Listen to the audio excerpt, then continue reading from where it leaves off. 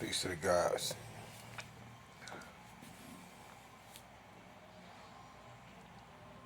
So I was watching Get Out. Not all of it, but some of it. And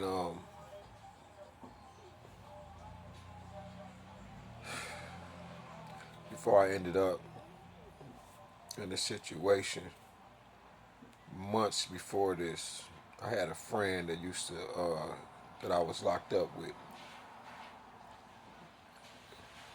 My nigga JX. Now JX had then ran into I want to say a few mil. Somebody ran off with some money or whatever. But he still ended up in the loophole with the money. Legitly. And he told me, he was gonna look out for me and all of this, and he did. He gave me a couple bands, maybe almost a couple bands. You know, just on a word tip. That was my dog. You know what I'm saying? If he asked me something, I would tell him. I had his best interest as his friend, as his brother. You know, um, and if he asks me a particular question, I just tell him flat out. I give him the truth. I can just see shit like we was in a joint.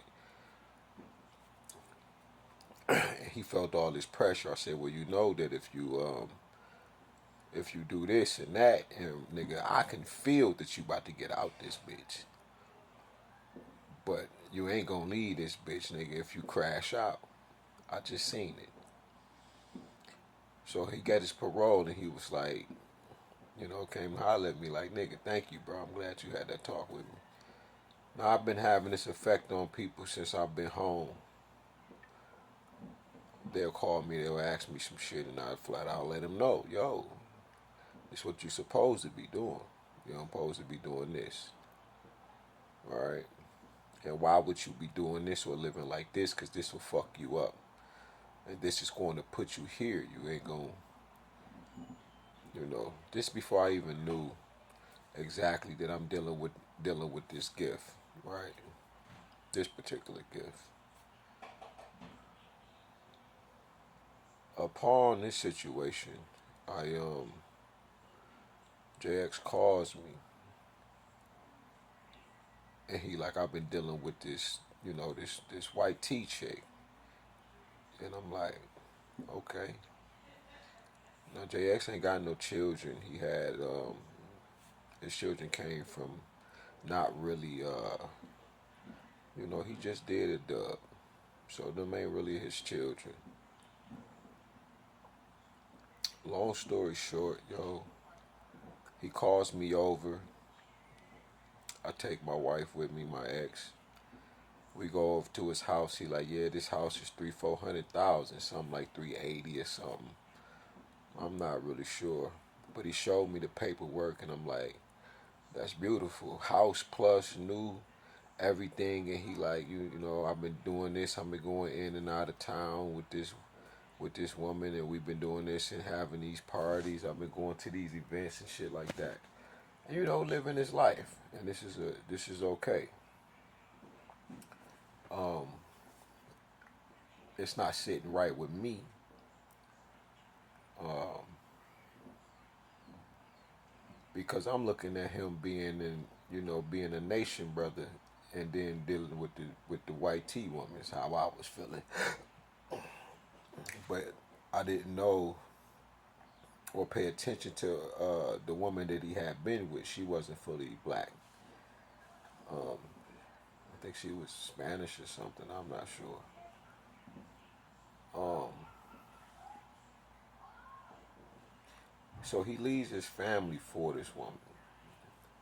Basically, after his I'm not gonna say it like that because she put him out, and he ends up in a bad situation to where he had to basically choose her or tough it out. But he then ran into some rich woman, white tea woman, And he like, nah, she ain't rich. These people are wealthy, and they want to deal with black people. Uh, this ain't gonna be no short term type of relationship. And I'm like, okay, you know. And he told me like, you can get in where you fit in. And my main thing was, um, if they trying to give back to, they have generated generational wealth from off of black people, you know, but they don't want to.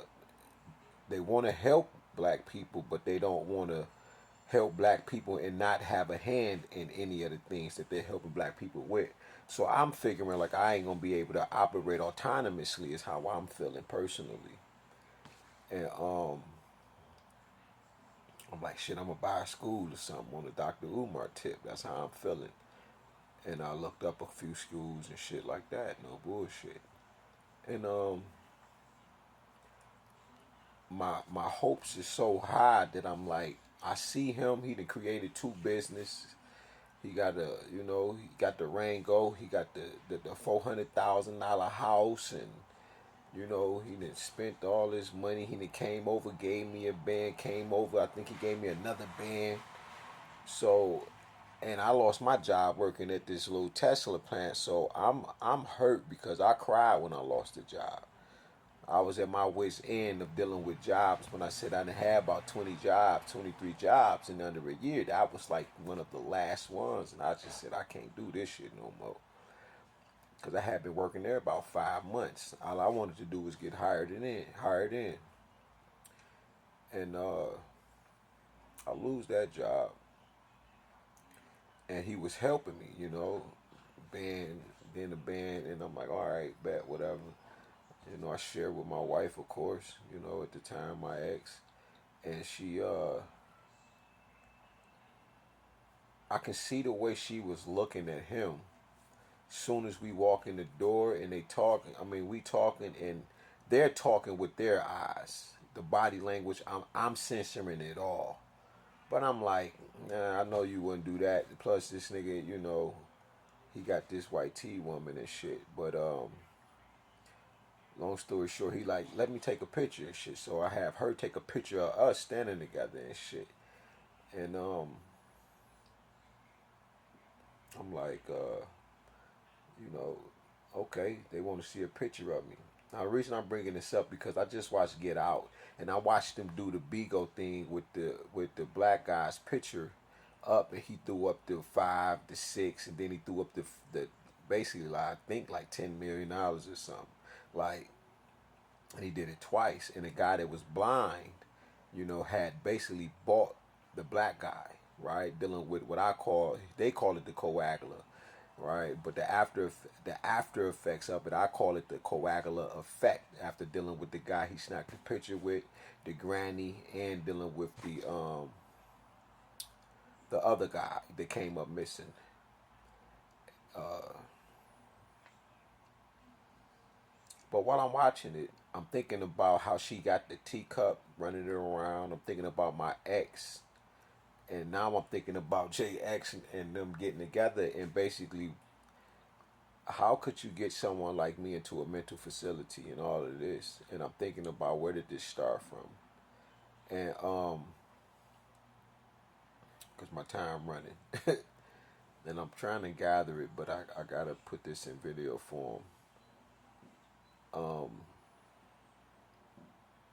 the way they just, I can feel it. Now I want to do a few favors for him because his brother been beating on his girl. He already on paroles, but I'm like, I fuck with JX and this my man, so I'm like, I'm gonna ride with him. And he like, yeah, could you drive my brother out of town? We all gonna, we're gonna drive, but he didn't want to get a rental. He wanted me to get a car, use my car, and I'm like, I don't think my car will make it back or whatever. But I was willing to do it until she spoke about it. Like, I don't think you should. Long story short, I'm thinking that this ain't too far fetched because she was able, like when she was rolling the around the teacup, the spoon, my ex was able to blow across the room and put me to sleep.